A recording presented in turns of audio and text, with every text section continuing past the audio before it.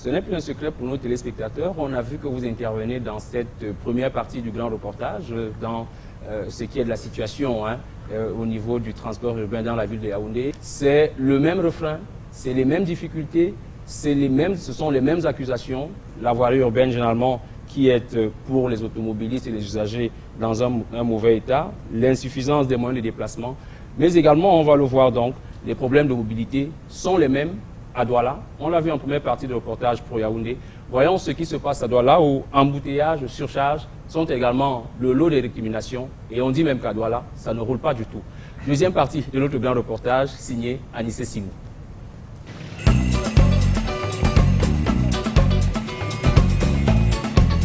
De Yaoundé à Douala, les problèmes de mobilité sont les mêmes. Le refrain est quasi similaire. État de la voirie urbaine, insuffisance de moyens de déplacement, tarifs élevés et un civisme occupe une place de choix sur le boulevard de Plainte. Les routes sont trop étroites pour nos voitures. Nous avons plus beaucoup de véhicules dans la ville de Douala et pour peu de routes. Il n'y a pas les routes et les marchés. Où sont les routes? Il n'y a pas les routes. Quand on va te casser, tu vas dire qu'on m'a cassé. Non, il n'y a pas les routes. Oui, on ne peut pas faire les homologues sans casser les autres. Au niveau du pont là, au suivant de 7h, 18h comme ça là, tu vois, même les voitures, les motos ne peuvent pas passer parce qu'il n'y a pas moyen. Ils sont trop indisciplinés. Vous voyez par exemple, là au niveau du rond-point, vous avez un policier pour peut-être 1000 motos. Et ces motos-là ne le respectent même pas. La première raison, c'est d'abord les travaux qui sont actuellement en cours au niveau de la route, mais également au niveau du pont. Moi, j'aurais dû, n'est-ce pas, être au bureau un peu plus tôt, mais à l'heure si on se trouve encore ici là. Vous voyez, ça fait le manque à gagner aussi. 250 là, c'est trop cher, énorme. Pour un dernier Camerounais, il y a les parents, il y a les Camerounais qui touchent par jour, qui rationnent par jour 250 francs pour leur ration alimentaire. Un père de famille. S'il rationne 250 francs par jour pour leur ration, il va payer le taxi combien? Les populations étouffent d'impatience dans ce vacarme assourdissant.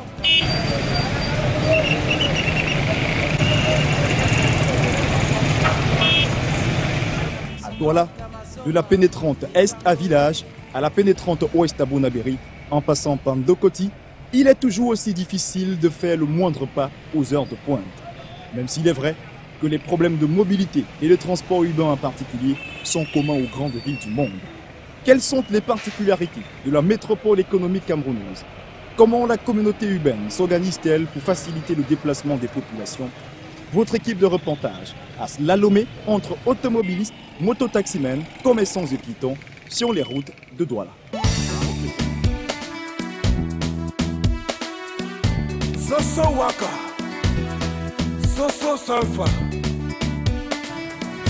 Plus besoin de le dire, encore moins de le commenter. Ces images illustrent à souhait la mobilité difficile dans la ville de Douala.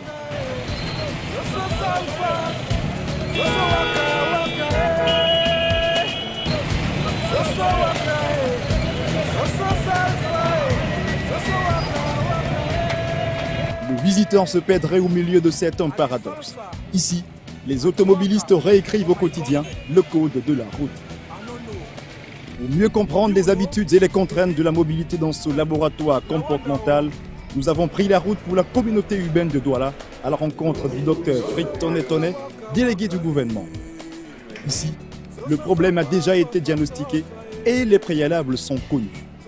Il y a certaines conditions qui doivent être remplies pour que le citoyen puisse se mouvoir d'un point à un autre sans problème. Il y a d'abord les infrastructures routières.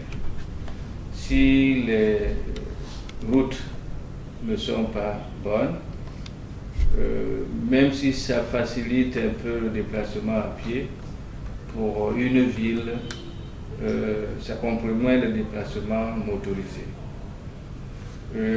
Pour que le transport soit efficace, il faut qu'il y ait donc des outils de production tels que les bus, minibus et autres. Parce que le tout, ce n'est pas de faire le transport dans une ville, mais c'est assurer un transport public de masse. Les problèmes de transport urbain sont aussi anciens que la ville. Mais les villes s'organisent généralement comme elles peuvent autour des transports publics de masse. À Douala, l'on est encore loin du compte. Le transport public de masse est encore au stade de balbutiement. Le transport est archaïque, assuré par les mototaxis. Les taxis, il y a ce qu'on appelle ici des cargos, ces sortes de minibus conditionnés pour aider les populations. Dans la ville de Douala, le transport public organisé est encore en train de se mettre en place. Mais avant toute chose, faudrait-il encore des routes?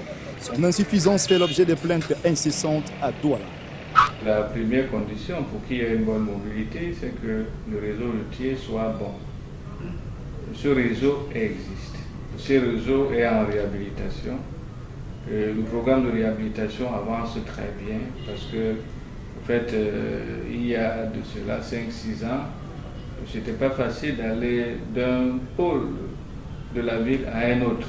Ceux qui se plaignent, c'est dans des rares quartiers spontanés où, en fait, il n'y a pas eu un minimum d'urbanisation. Mais je ne peux pas affirmer que toutes les routes offrent les conditions de praticabilité qui soient satisfaisantes à 100%. Les déplacements apparaissent encore plus nécessaires dans une ville comme celle-ci. Sa fluidité est un facteur déterminant pour le bien-être des affaires. Les solutions sont engagées, les chantiers sont en cours, la communauté urbaine rassure. Pour ce qui est des voies structurantes de la ville de Douala, nous y sommes à plus de 95%. Les voies structurantes, c'est les grandes routes qui relient donc les arrondissements. D'un arrondissement à un autre, en dehors de l'arrondissement de Douala, 6e en nos cas, les grandes routes ont été réhabilitées. Les routes secondaires ont été réhabilitées, je passe à 60%. Vous prenez Bali, Bounandjo, Bonapriso, Taïdo, Bonaberi, il y a un programme de traitement curatif et un programme pavé qui a permis donc d'y aller. Et maintenant, nous sommes donc en train d'attaquer les routes tertiaires. La ville de Douala a la particularité d'avoir aussi les îles. Nous avons l'île de Diebalé, nous avons les îles de Manoka. Nous sommes en train de mettre en place un système de transport fluvial moderne. Revenons-en au transport public de masse, une des solutions pour fluidifier la circulation dans les grandes métropoles. Arrêt sur le cas Socatu. La société camerounaise de transport urbain opère à Douala depuis plusieurs années déjà. Ces bus sont très sollicités ici, même si la note des clients rencontrés n'est pas si flatteuse. On arrive ici à 6h30 pour que le bus puisse se garer pour prendre les gens et arriver à les différentes destinations. Il faut un parcours de combattants. Les bus de la communauté sont vieillissants. Des bus ont déjà fait des années dans des pays européens. On nous envoie ça au Cameroun. Les bus ne font pas 2 trajets, ça tombe en panne. Et même quand il vient, c'est un autre problème. Là, comme vous parlez sur charge, là-dedans, c'est la sardine tout fait. C'est tout un problème. Donc attendez seulement que d'un moment à l'autre, quelqu'un sorte dans un bus. Oui, à cause de la pression, de tout ça. Et puis bon, c'est pas facile. Voyez vous-même la quantité de personnes, la ligne qui fait pour un seul cas. Pour un seul cas, c'est déjà plein, vous voyez. Et puis, il faut encore attendre un autre, peut-être dans 30 ou 1 heure du temps. L'État y a pourtant apporté un coup d'accélérateur. Socatu est désormais une entreprise d'économie mixte. Les raisons sont claires et le cadre légal est défini. C'est une activité essentiellement sociale. Le coût de transport urbain d'un point à l'autre, c'est une moyenne de 500 francs. Si vous allez décomposer tout ce qui entre là, en termes de charges. Mais ce n'est pas à la portée de tous les citoyens. L'État peut donc décider que vraiment c'est à 100 francs ou à 150 francs. Donc l'État détermine le prix ou le coût supportable par le citoyen moyen. Et il faut qu'il y ait tous les mécanismes de facilitation pour qu'il y ait équilibre, ce qu'on appelle des subventions d'équilibre. Il y a beaucoup de mécanismes. Le décret numéro 2015-4209 du Premier ministre fixe d'ailleurs depuis 2015 les modalités des exercices de certaines compétences transférées par l'État aux communes et communautés urbaines en matière d'organisation et de gestion des transports publics urbains. En 2007, cette société qui était une société anonyme, purement privée, a sollicité normalement l'État. L'État, voyant que c'est quand même une activité sociale, a accédé à la demande de socature. La communauté urbaine de Douala et les 6 mairies d'arrondissement sont entrés dans le capital. C'est ainsi que est passé d'une société privée pure à une société d'économie mixte. Il s'agit de renforcer et de clarifier le cadre réglementaire des transports publics afin de rendre transparente la distribution des responsabilités. Pour ce qui est de la socature, le délégué du gouvernement, par ailleurs président du conseil d'administration, se réjouit du résultat. La ville gagne à ce que ces populations se déplacent facilement.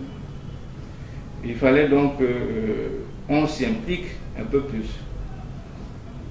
On s'est donc impliqué sur 2 volets bien précis. L'acquisition des bus et le renforcement du carburant. Puisque une société de transport ne vaut rien sans ces 2 aspects-là. Et c'est ainsi que de 10 à 12 bus qui avaient à l'époque déjà fonctionnaires, nous sommes maintenant à pratiquement une centaine. Face à l'incivisme légendaire des habitants de Douala, Friss Tonnerre relativise. Pour lui, c'est un problème commun à toutes les villes et la solution doit être mesurée. La topologie des villes, c'est la même chose en termes de comportement quotidien.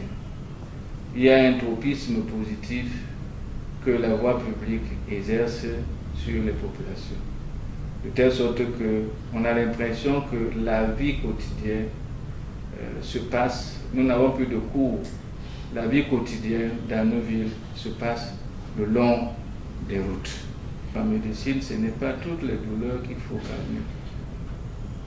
Parce qu'on risque de perdre le diagnostic. Une solution à Douala, si on ne fait pas attention, peut constituer un problème. Ceux qui aiment les bus, mettons 500 bus.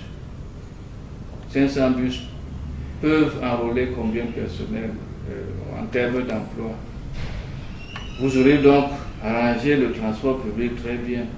Mais si vous ne vous préoccupez pas de 30 000, 40 000